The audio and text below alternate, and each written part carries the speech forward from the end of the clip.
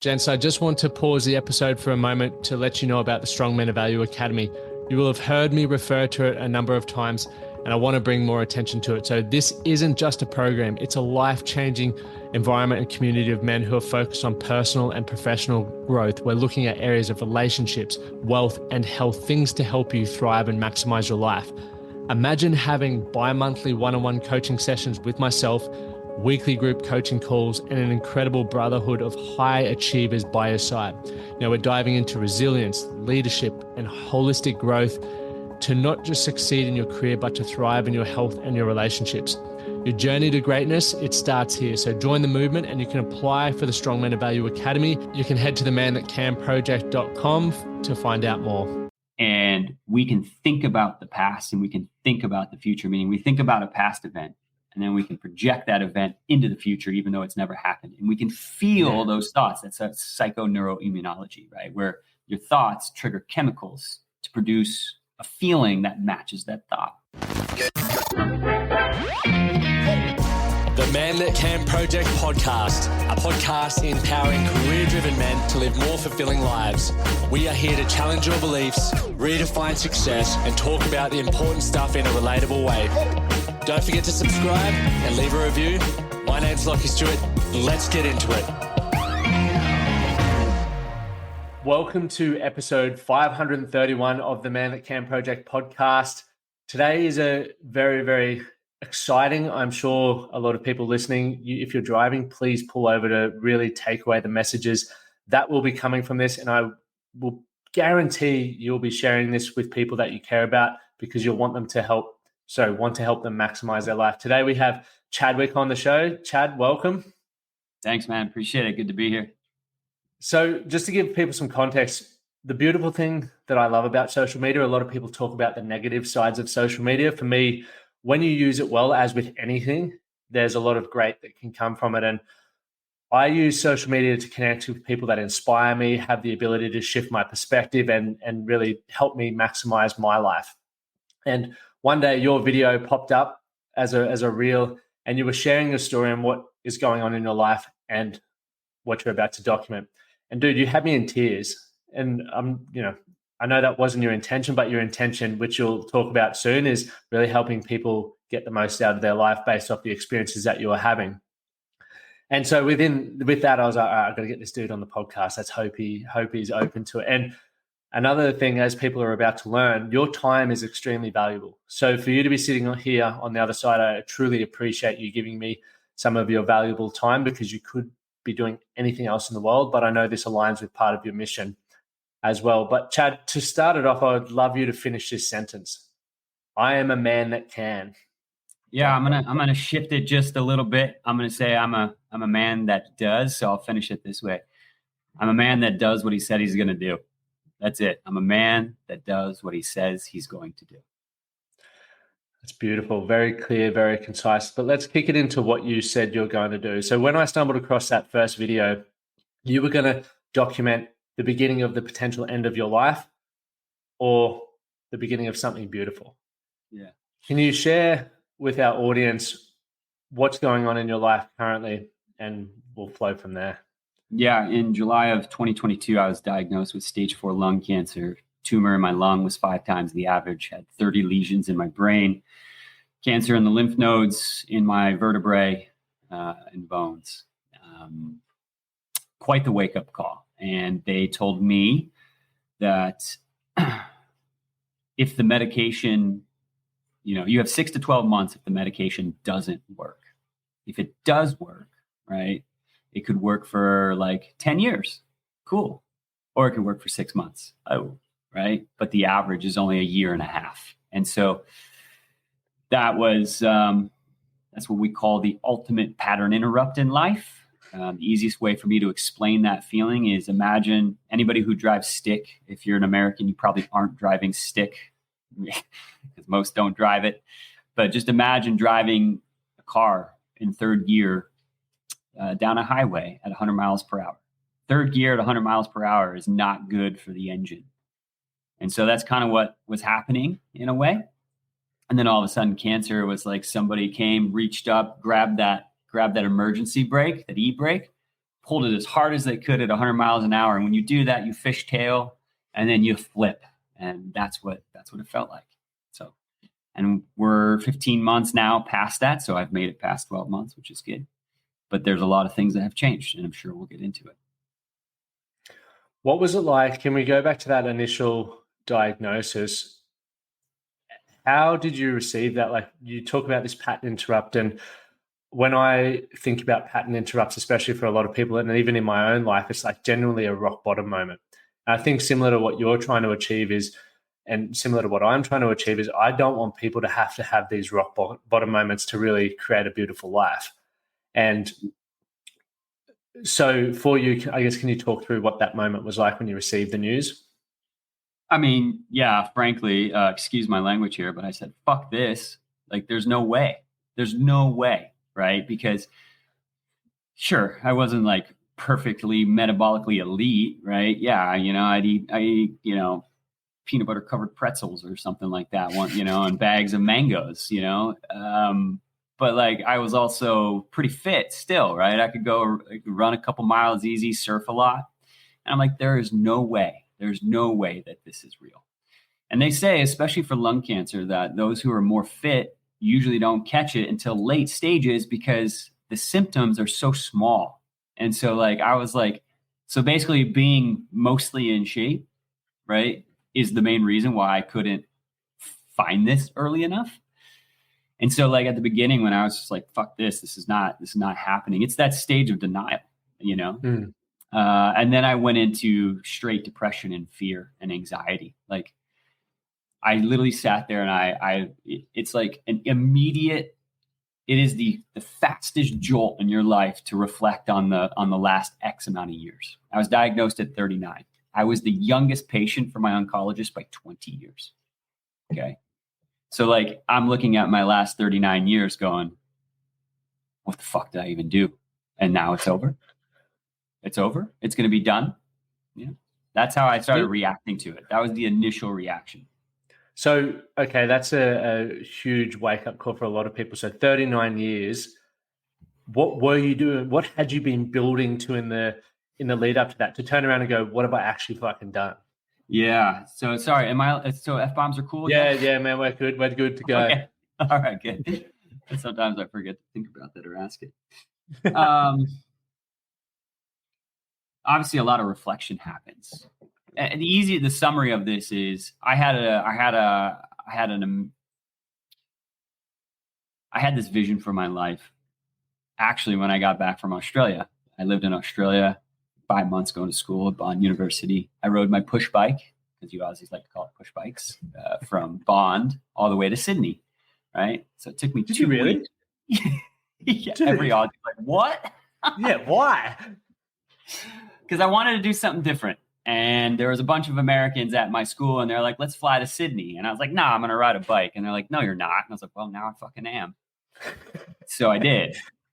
But on that bike ride, I learned a ton. I mean, it was 2 weeks. For those who don't know, it's like the equivalent of going from Cleveland to Washington, D.C., back to Cleveland and like down to Columbus or something. And I learned a ton about just the world. And when I say that, there's 2 incidences there, right? Where it was like, one, I rolled up to this town. I can't remember where it was. It's on the beach. And I sat down on a bench. A guy came up to me and sat down. He's like, oh, where are you riding to? I said, to Sydney. And he goes, wait, you're an American? I go, yeah. He goes, I fucking hate Americans. And I go, and that's my first experience with somebody who doesn't like America. And most Aussies love Americans, but this case, it was different, right? His daughter was killed by a drunk driver by a senator's son or some high up politician.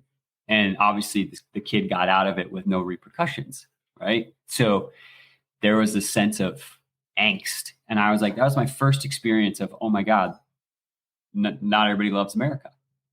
And this is before the internet, right? So this is not before the internet, but before it became prevalent with all this. And then the second experience is I was riding from a small beach town to another beach town, but this time I took the intercoastal road thinking I'll just ride it. Well, I wrecked on the bike,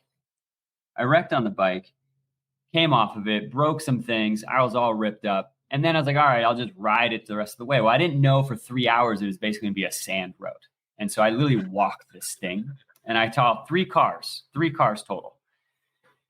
And I finally get to pavement again, and it's a small little town. And this guy rolls up in a pickup truck, and he goes, "Hey man, what are you doing?" I go, "I'm riding to Sydney." He's like, "From where?" I like, from Brisbane. He was like, "What the fuck?" Right? And he's like, "That's awesome." He's like, "About 6 houses up on the left is my house." I don't know how long, it was like a mile. He's like, "I'll have orange juice and sandwich ready for you." Mind you, he's got a pickup truck. And so I was like, "Okay, can I just throw my bike in the back and like ride there?" And he goes, "No, man, you got to finish this shit." I was like, "All right." But I sat down on his porch for 2-3 hours and we just talked about life. And I said, "Dude, the world is everybody's the same, even though we're all different." And that's what kind of triggered me to say, I just want to be a world traveler that exposes everybody, specifically Americans, to the rest of the world. That's what I wanted. But when I got out of school, this is what I said. Well, first, I'm going to become a millionaire in real estate. Completely different. And I was actually on that path in 2005, 6, 7. And I started making really good money. I sold 10 million in real estate. And I don't know if anybody remembers 2008, but the world came crashing down and I lost everything. I went bankrupt, right? And then it just proceeded to be startups and things that failed and me trying things. But all of them were outside of the authentic Chad, or Chadwick in this case, since I wrote it up here, right? And that was the beginning where when I got diagnosed, I literally reflected on that timeline. And I said, dude, I have been so inauthentic to myself. It's not even funny. And that, what I call inauthenticity stress, was essentially the beginning of the downfall. And I can get into that more, but I'm going to pause there because I just talked about it. Dude, I took so much away from that because I feel like that's where I'm at in my life right now. Because once again, for me previously, was wanting to be a professional athlete. And then when that doesn't quite work out how you want it to be, you have these goals and aspirations. And one thing that I love doing is just challenging myself physically. Like, I just love the idea of seeing what my body's capable of, competing while my body still can. But then there's this other element that I get pulled into, well, the business life. You need to earn money. You need to think about the future, which also pulls you away from the present to a degree, because it's like, when's enough enough? And that's a question that, or the goalposts for me continue to change when I hit one milestone. And I look back, and I'm very fortunate. I'm surrounded by, my wife's a musician, and so we hang around a lot of creative people, and they're very wonderful at being present. And it just, I get so frustrated at myself that I can't do that. But then listening to what you're saying, I'm like, dude, this is going to be me. Whether I get diagnosed with an illness or I just reach the end of my life, I'm going to look back and go, what the fuck was I doing, man? Like, really, all the things that I thought mattered, did they really matter? And, the perfect example. So what do you think, why didn't you be your authentic Chadwick back then? Why did you get pulled into this building an empire kind of life? Yeah, I mean, it's insane to think back, because while I was selling real estate, I had this, all my clients knew that I shouldn't be selling real estate. They all knew it. They actually told me. I sold 10 million in real estate, had plenty of clients, and they're like, one client literally said, "We got to buy a house soon because Chad's going to be off somewhere in the world and we won't be able to buy this house without," it was kind of like a tongue-in-cheek joke. I had a second client that literally introduced me to somebody at Nat Geo in Chicago and was like, "Hey, go talk to this person." And that person goes, "I can probably get you a gig being the assistant to a Nat Geo photographer." Pretty sweet gig. And he's like, "It's going to pay like $25,000, $30,000. I was like, "Are you fucking kidding me? I just sold 10 million in real estate." Yeah, right. I'm going to go make so much money, And so I was like, I'm just going to go build Nat Geo. I'm going to make so much money in real estate that I'll just build Nat Geo. But let's just say I made a shit ton in real estate, right? Let's say I made 10 million in real estate. I was so focused on 10 million in real estate that when would I ever build Nat Geo? Because I'm so focused on keeping up the income flow from real estate. That's a full-time, that's a lifetime gig, right? So it was not ironic, but it was just naive to think that I could go and make 10 million from real estate and then go build Nat Geo. Like, all right, I made it. Now I'm going to switch. And for X amount of years, I'd be inauthentic to myself until I got there without the guarantee that I'd get there. And here we are. I never got there. So I look back at that moment as like, oh shit, that was the fork in the road where I made a decision. Now, I don't regret it in a way, which we can talk about later. But it's definitely that if then idea. It's like, or when then almost, where many people said, and I know a lot of men said, and I was guilty in the beginning of my relationship, it's like, when I earn this amount of money, then I'll spend more time with my wife. Yeah. And I would always be able to justify why I would work late in the office or why I would work weekends and miss events, miss just even coffee together in the morning, because I needed to earn that amount of money and then I'd do it. But the challenge is, as you just stated, is like, if you're not making time for those things now, it's only going to become harder when you have more responsibility and more income, because you've got people dependent on you or whatever it may be. So it's about carving out the time now. That's it.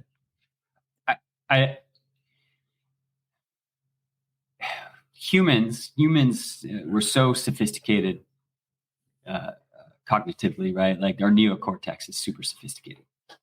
And we can think about the past and we can think about the future, meaning we think about a past event and then we can project that event into the future, even though it's never happened. And we can feel those thoughts. That's a psychoneuroimmunology, right? Where your thoughts trigger chemicals to produce a feeling that matches that thought. So we'll think about the past, a good thing or a bad thing, but most of the time it's a bad thing. I'd say 80% of the time it's a bad thing. And then what you do is, like, because of that, sorry, I keep putting my hand out here as if you can see. That's so good. Over here. So here's the past, right? And you'll project that into the future. And we never live right here. Never.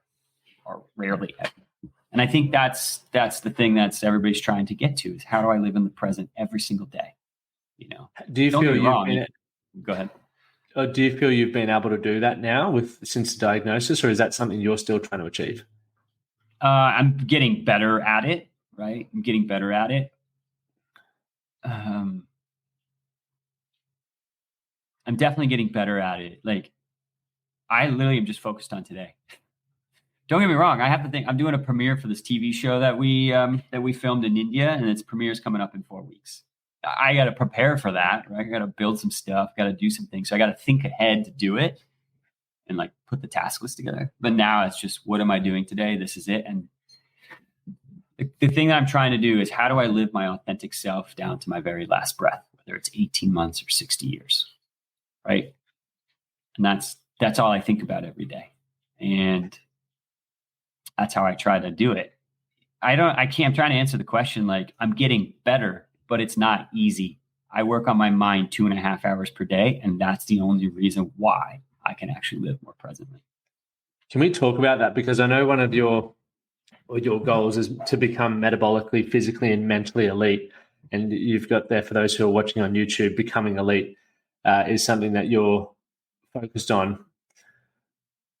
Within the 2.5 hours a day that you're spending on your mindset, firstly, what are you doing?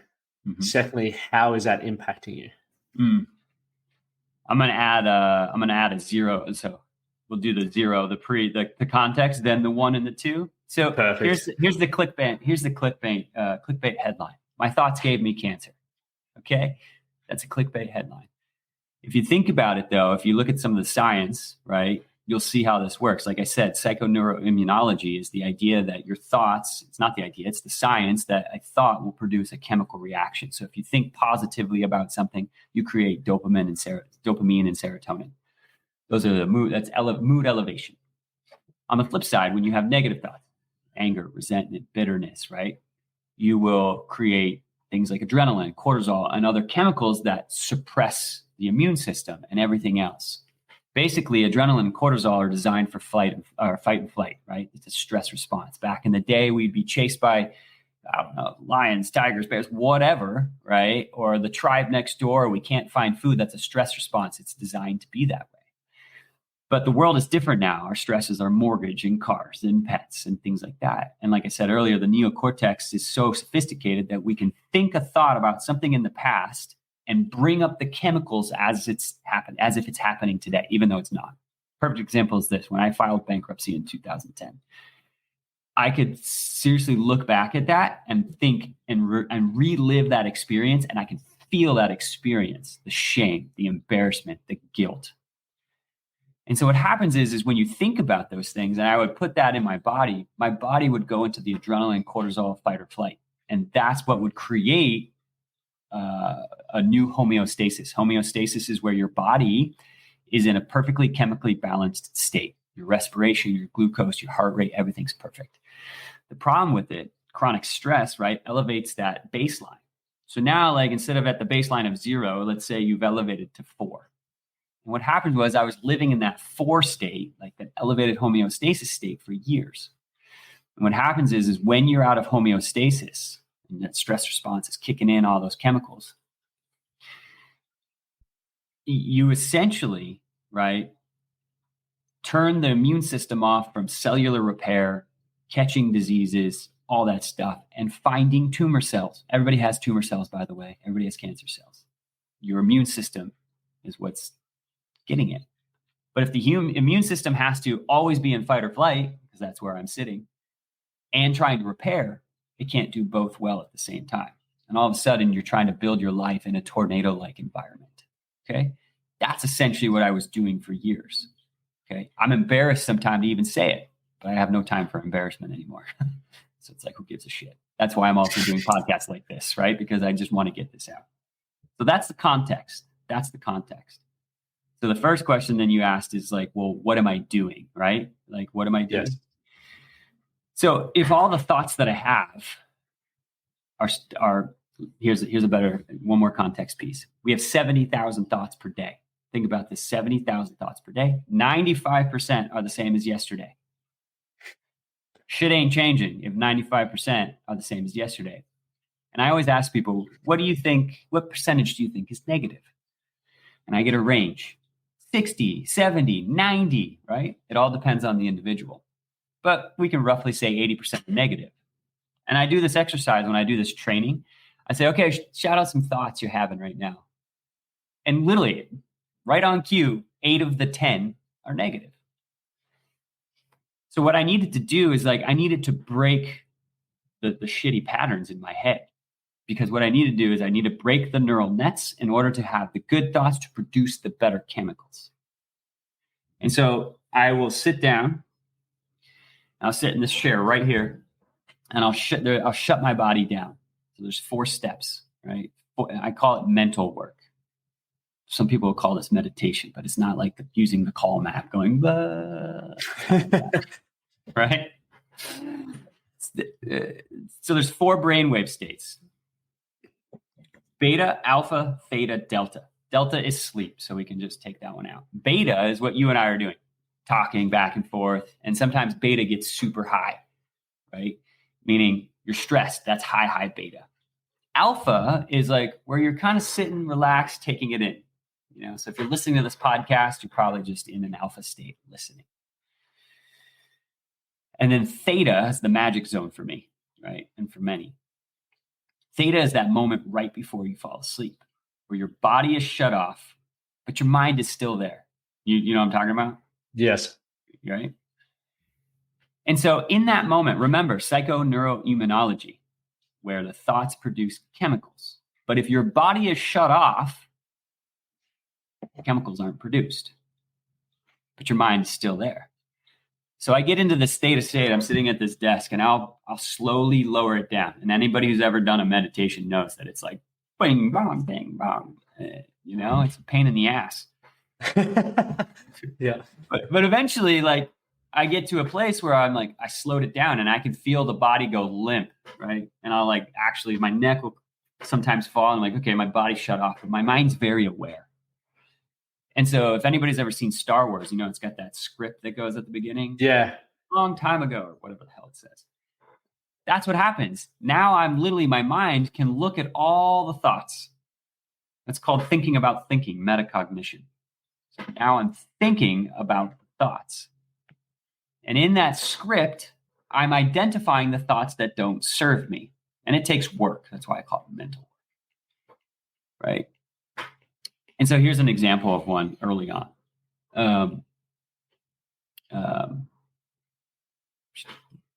can't remember how I phrased it, but it was, I'm not where I need to be, or I'm not where I thought I'd be. Right.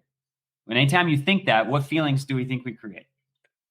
I'm not where I want to be. What do we feel? Anxiety, depression. Yeah. So I realized awareness, all that shit. And so like, as I was sitting there, I was like, oh my God, this has been subconscious in my mind. I didn't even know it was happening. So I had to say, well, what's the opposite? And I say opposite, but sometimes it's not perfectly opposite. And I was like, well, I'm exactly where I need to be.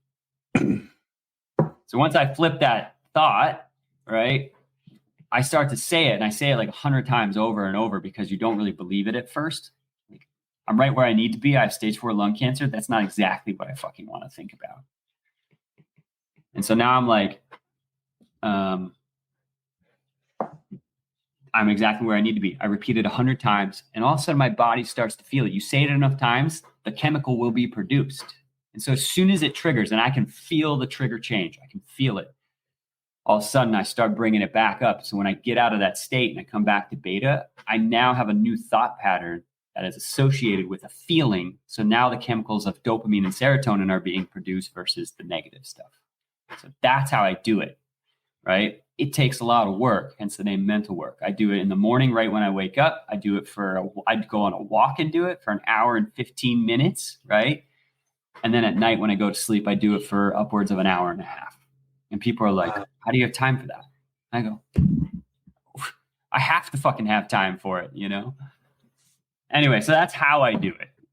The result, what you're experiencing right now with my energy level, 4 months ago it was non-existent. I was depressed. I was anxious, right? And now I'm kind of like, I'm back to what they used to call me, Charger Chad. That was my nickname, Charger Chad. Charger Chad. Love it. Yeah. So that's, look, I'm in the best place. I still have 9 lesions in my brain. I still have a lung tumor. I have all these things. But for some reason, I stopped giving a shit, and I'm just going to go live. And it's all because of that mental work. And I think it's such a powerful point to touch on. So hearing your story, I'm like, it makes all of the problems or the things that I stress about just seem really insignificant. And I understand that every individual, we all have our own challenges, and they are the biggest challenge that we're dealing with, right? So it has significance. But understanding you're making time, you're prioritizing time to work on your mindset when so many people neglect that. It's, I remember back in the day, I used to listen to a lot of like emo music and punk music and stuff like that, which I loved. But I understood when I started working on my mind, because I wake up every day and I go to bed the night before wanting to have the best possible day the next day, the best outcomes, as we all do, get up at 5 a.m. or whatever time I choose to get up, do what I need to do. But when you wake up, that alarm goes up and you're like, shit, I don't know, I could lay back in. I'll even find myself just sitting on my side for 3 minutes, having this conversation with myself. Do I get out or do I just snooze? The snooze would be all right. But anyway, you get yourself through that alarm and you get on with your day because of the mental prep. But when I'm getting out, the first thing that I do, much like what you said, Chadwick, is I prime my mind.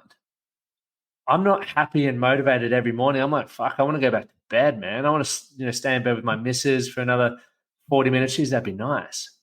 But I also know on the other side of that is the life that I want to live. Like, I love being active. I love getting up early. I love learning. I'm very curious about people like yourself or people's lives. And that first couple of hours in the morning is when I get to do that. It shapes my day.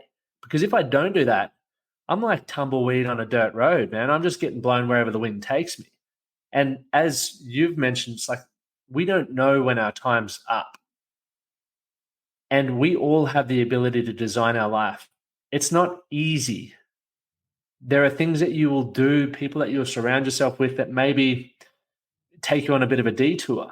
But when you understand why you're here, as Chad, the detour you went on, and probably one that I'm actually on at the moment, is like you're creating something that maybe is a little bit further away from your authentic self than you believe.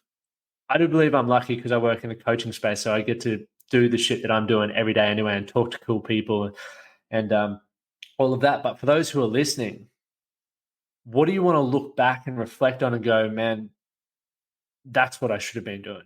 What mindset do you need to develop to do that shit? It takes time. You said 2.5 hours a day. That's insane. Like, to me, that's even insane. But I can appreciate and respect why you do that. And what I love is the adversity that you're dealing with. I could not even comprehend. Like, I can sit here and say, yeah, man, I would do this and this is how I'd respond to that. But I don't fucking know. I have no idea. Who knows? The hope is you never have to find out, right? Correct. But the learning for me and the takeaway for that is you have to do the work on the mindset to be able to get the life that you want. Yeah, I mean, look, I'm going to be honest. It's so funny when I was playing soccer in high school and college, everybody's like, oh, it's 98% mental. And I'm like, okay, cool. I don't know what that means. And now I'm like, fuck, it's actually probably 99.8% mental. Right? Yeah. If your thoughts have that power on the chemical production, right? If your thoughts have that much power on chemical production, mine was just cancer, but that could lead to other things. If you overwork it, it can lead to hypertension or diabetes, whatever, right? The chronic stress is the problem. And don't get me wrong, I look back and I'm just like, dude, I wish I wasn't in this place, right? But that's one of those thoughts. I wish I wasn't in this place. Because when I wish I wasn't in this place, it's going to produce anxiety, depression, fear.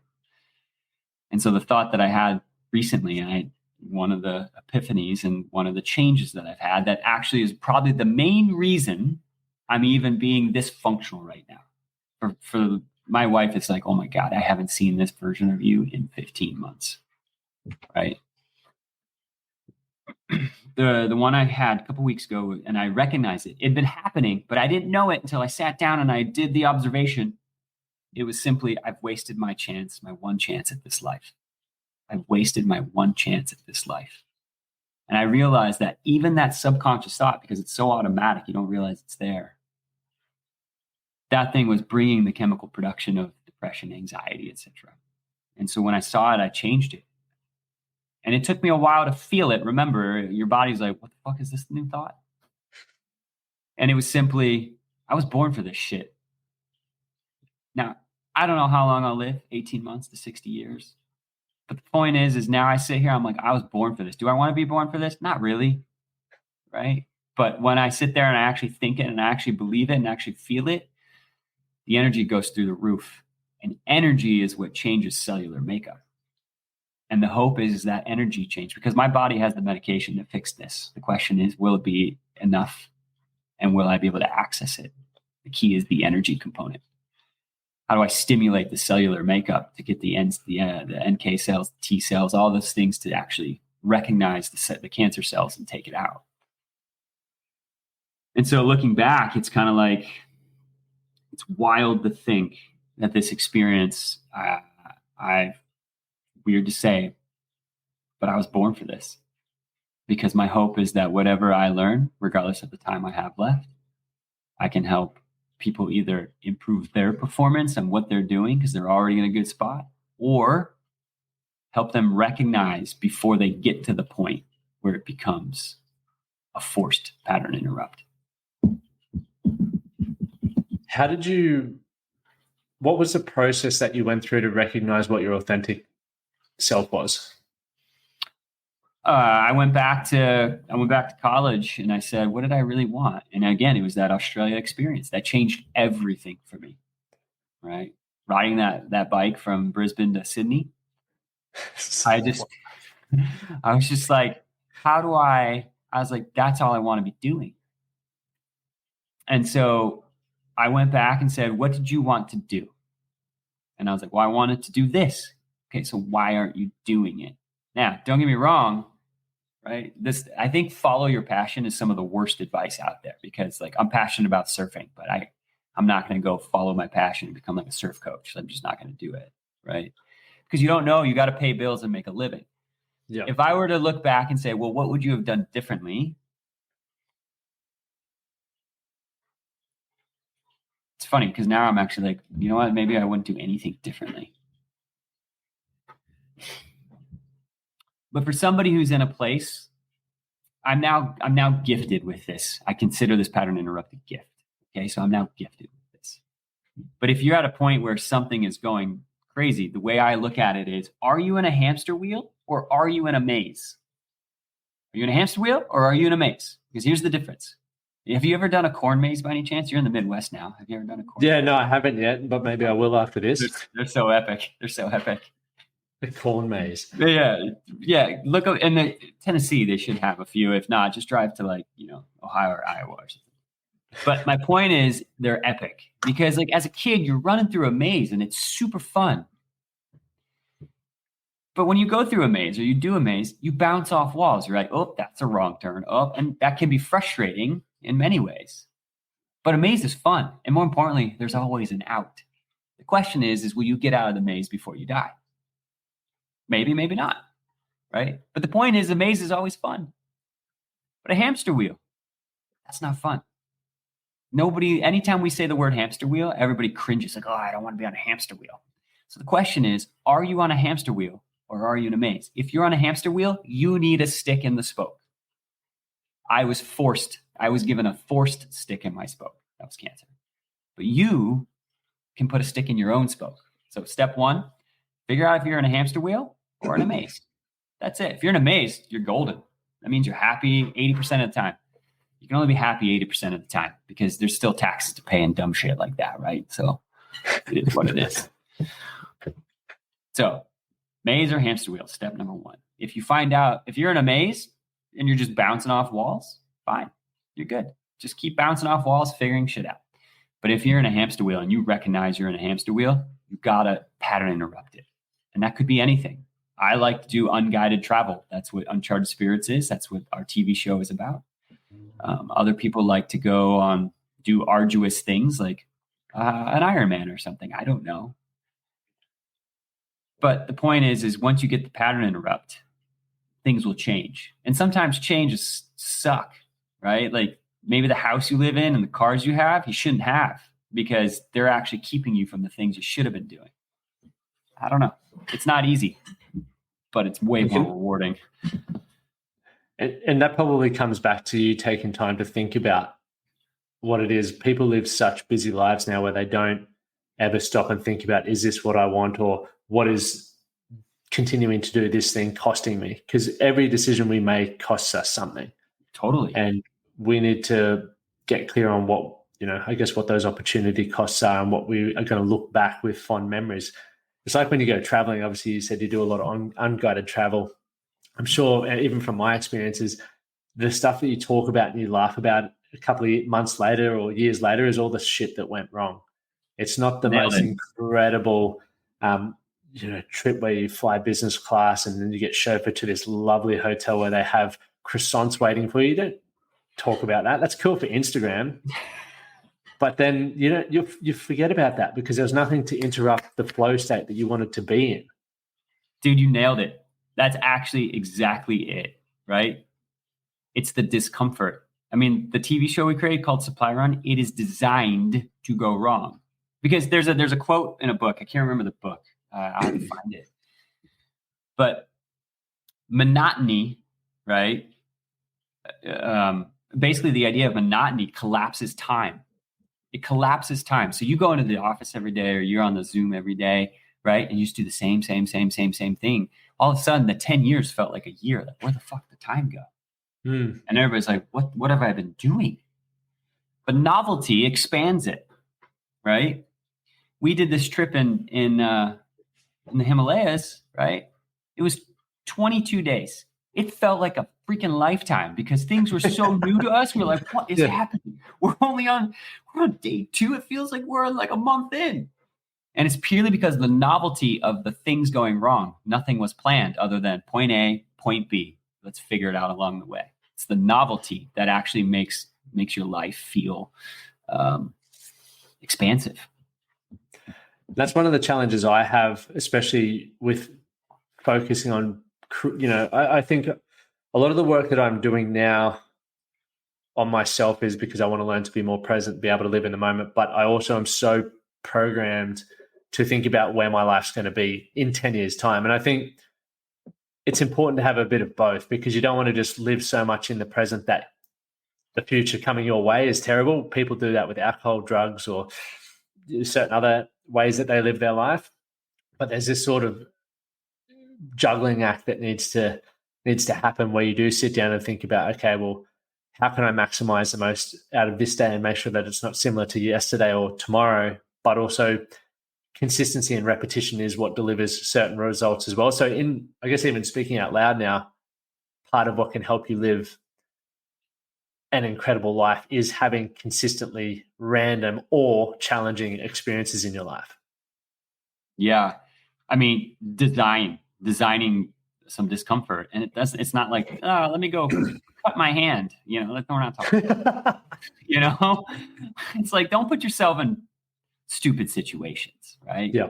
It's controlled chaos is what we're looking for, right? We're looking for ways to plan the experience that forces just a different way. Sorry, I lost my train of thought. What was that? How did you phrase that again? Where I was talking about having this juggling act between building, or even for you, I guess, living in the future, because you don't necessarily, and all of us don't necessarily know how long we're going to be here, but we want to make sure that the life that we are creating for ourselves is one that we want to be part of. Yeah. Yeah. It's weird, right? It's like, how do you plan for the future?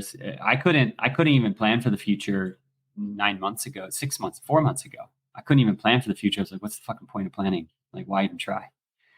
But I still have these things where you've heard the name BHAG, Big Hairy Audacious Goals. I still have them. And it's really simple. It is build this TV show called Supply Run in this Uncharted Spirits company. I want to surf Mavericks.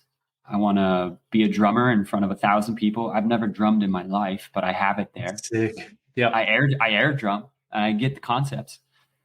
And then it's like, go to Mars. Okay. Mars, Mavericks, that's probably less than a 1% chance. But I don't give a shit. I'm going to try anyway.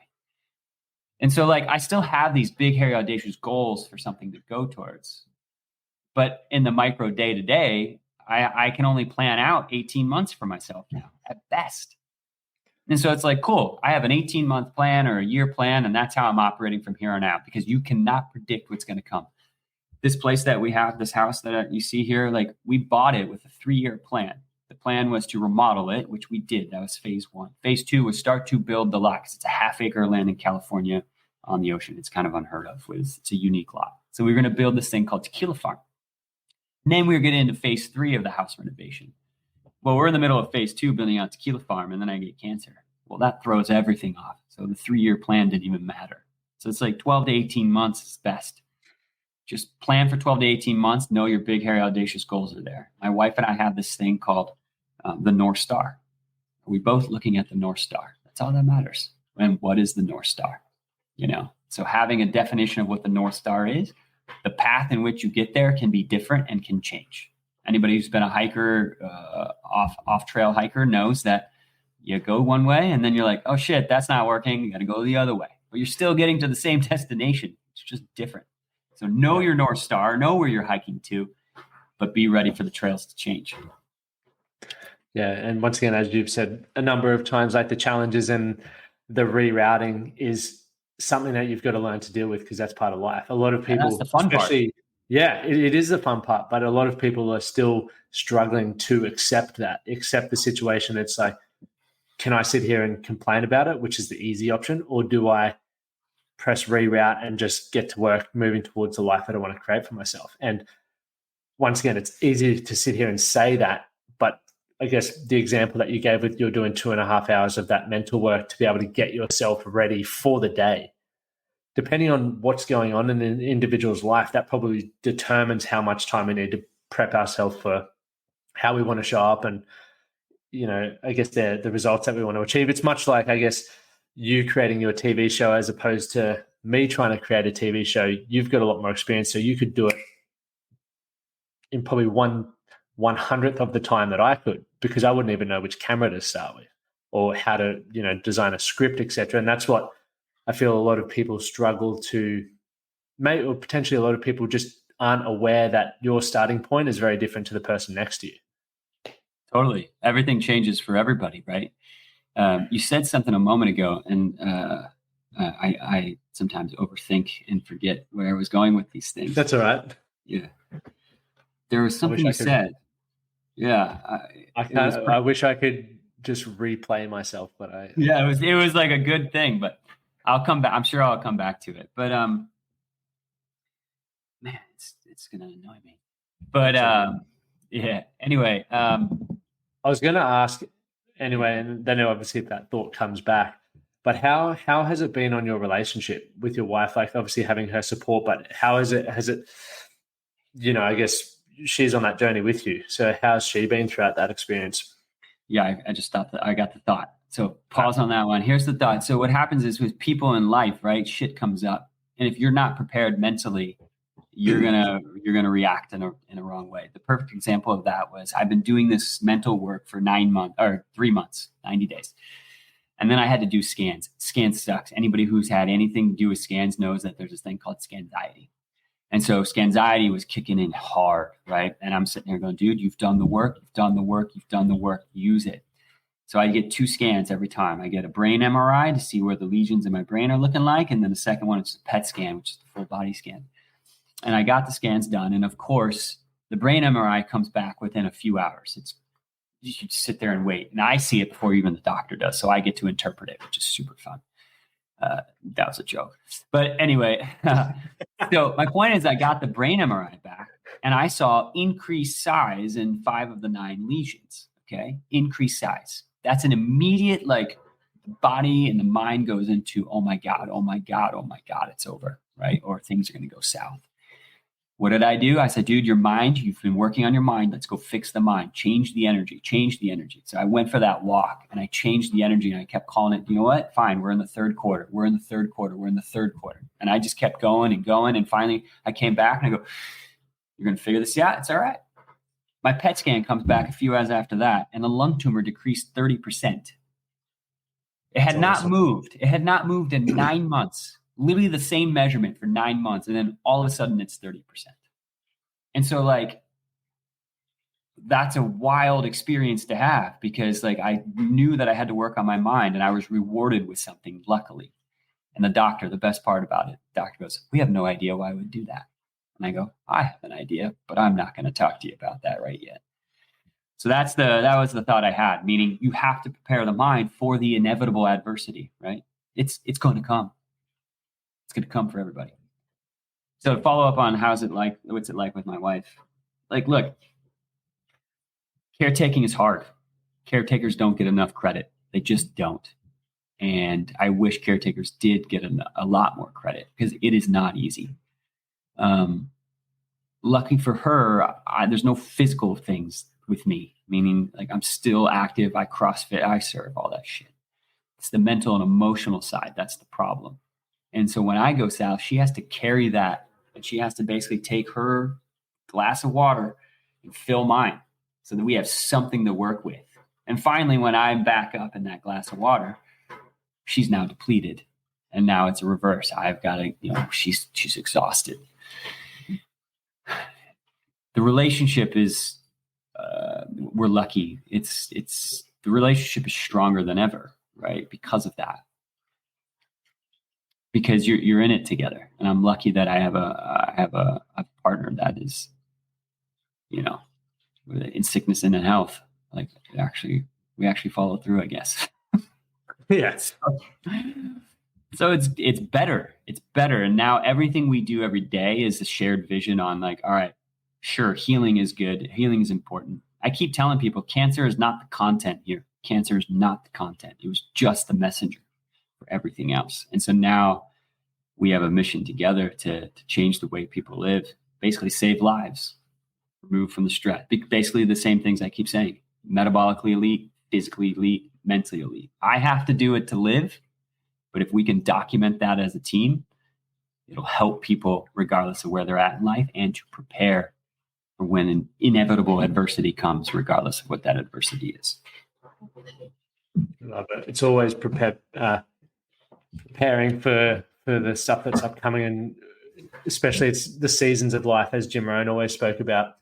Many people could be in or have had been in summer up until this point, but if you're not preparing for a winter, and it's not about always having this negative idea of how life's going to work. It's just understanding how life works. Like there's got to be ups, there's got to be downs, and you need to prepare for that. How are you going to respond? One thing, with the work that I do, we try to do a couple of tough challenges every year. And last year I did 30 marathons in 30 days, and I did 12-hour walk, right, with the group of lads. And the hardest one was the 12-hour walk. Like, you wouldn't expect it to be hard. It doesn't sound that hard. But doing it from 6 p.m. till 6 a.m. and because it's such a long period of time to be in your head. Yeah. You did it overnight? Yeah, overnight. Well, that's why. Yeah, that's super hard. Yeah. Sleep deprived. But it was brutal. But the next morning, so of the 20 odd that started, I think 4 of us finished. But everyone had, regardless of what point they withdrew, they all had their moments where they felt like they'd achieved something. They'd pushed themselves further. My hips aching, my foot's aching. Mentally, for me, I was worried about missing sleep because I'm so focused on sleep. But you just have these breakthroughs, and you now understand that the limit that you had put on yourself has changed. And when you do it with people, you've got this connection with people that it's very hard to get in everyday life because you suffer together. When you suffer together, man, the outcomes are phenomenal. I mean, we literally did a podcast episode on that, my brother and I, like basically making friends after 30, right? Like, I did a podcast on that like 2 weeks ago. Did you? Yeah, it's exactly it. Like, you don't make friends boozing. You use inhibition. It's actually going through a hard thing together because now you have that moment to connect you, and it's always there for the rest of your life, and you can talk back on it. JD, who came with us on this show, he'd never been outside of a Florida gated community like that. He's never left the States. And then we take him to Nepal and the Himalayas and northern India. That's a mind-boggling experience, and it was hard. And now all of a sudden, like, JD and our cameraman like play chess together almost every day, and it's purely because we went through this thing together. Yep, that's awesome. And it's been, I guess, as well what you're doing, creating those moments for people. But I think, from my experience, even when I wanted to run my first marathon, it's like you have to wait till that's on, or you can just create your own marathon. I did that because it's like, okay, I understand why I personally want to do it. Externally, it's nice to get the medal, be a part of that environment. But if you're doing it for a different reason, don't just wait for people to create things for you. You've got to take responsibility and take ownership and get things done. Totally. But Chad, I want to respect your time, mate. It's been an absolute pleasure. And for those who, there's so much more they can find out about what's going on in your world and everything like that. But the beautiful thing is you're documenting this journey. Where can people follow you? Yeah, I mean, look, here's the first thing, being a well-trained marketer, right? I want you to go to my website, chadvannix.com, and sign up for the newsletter. That's the first thing I want you to do, right? Because there I document everything. Right now, it's just been updates on everything. I'm going to start moving towards the metabolic, the physical, and the mental how-to, if you will, right? Like, I need to move to the how. Right now, it's just been me documenting like what's been going on. Now I'm going to say, here's my blood work. Here's my results. Here's the food that I'm now using. Here's the physical components to build muscle. Here's now the mental side, right? So go to chadvannix.com, sign up for the newsletter. That's where you're going to get the most information. The second thing is just go to Instagram. If you're on LinkedIn, connect with me on LinkedIn because I document it there, and Instagram. Instagram is where I'm doing all these videos. I try to do them daily, but it obviously is a lot of work. But that's where I document this entire process. Awesome. And all the links can be found in the show notes below. So whichever platform you're listening on, make sure you head down and click to follow along. And if you've gotten value from this episode, make sure you definitely share it with those you feel will gain value from it, and leave a 5-star rating and review. Chad, it's been an absolute pleasure, mate. Understanding how valuable your time is. I really appreciate that I got to share an hour with you and learn what it's like to learn a little bit more of what it's like to understand what life's really about. Yeah, man. Appreciate you having me on. Cheers, my man. Thank you. Thank you for listening to the Man That Can Project podcast. My name is Lockie Stewart, and I hope you enjoyed this episode and found it helpful. If you did, please take a moment to rate and review the Man That Can Project on your favorite podcast platform. And don't forget to subscribe to stay up to date with our newest episodes. We'll see you again next time.